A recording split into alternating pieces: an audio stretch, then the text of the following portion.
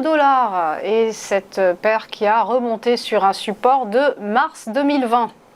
Oui, alors comme je vous disais, la montée de l'eurodoll a monté de 1,71% sur le mois de décembre. Ah bon, il a été aidé par l'agressivité des membres de la BCE qui a surpris. Je vois ce matin même encore Madame Lagarde est encore assez agressive. Hein. Et puis il y a dernièrement, comme on le disait, les perspectives de réouverture de la Chine qui ont aidé la hausse de l'eurodoll. Hein.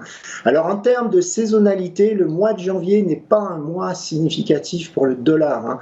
Même si on peut se dire qu'il y a des nouveaux flux qui vont se mettre en place, hein, par exemple, il y a les courts budgets des entreprises multinationales, en fait, quand on regarde la saisonnalité, c'est plutôt le mois prochain que ça pourrait bouger plus. Hein. Alors, on regarde, qu'est-ce qu'on a comme support? Si la paire retrace, il y a 1,06 30 40, c'est le plus haut de juin dernier. C'est aussi un ratio de Fibonacci 38,2 entre le plus haut 2021 et le plus bas 2022. Je vois beaucoup d'analystes l'ont signalé.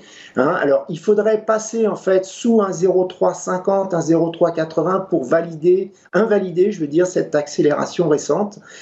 C'est un support de mai dernier qui est associé à la moyenne mobile de 100 jours. Côté résistance, on a un 0,7, c'est le niveau où la paire se situe actuellement, hein, qui était un ancien support de mars 2020. Au-dessus, on a un 0,830, c'est une zone de congestion sur laquelle la paire elle avait rebondi pendant 3 mois jusqu'en mai 2020. Voilà, donc si on monte, il y a un premier objectif, c'est un 0,830.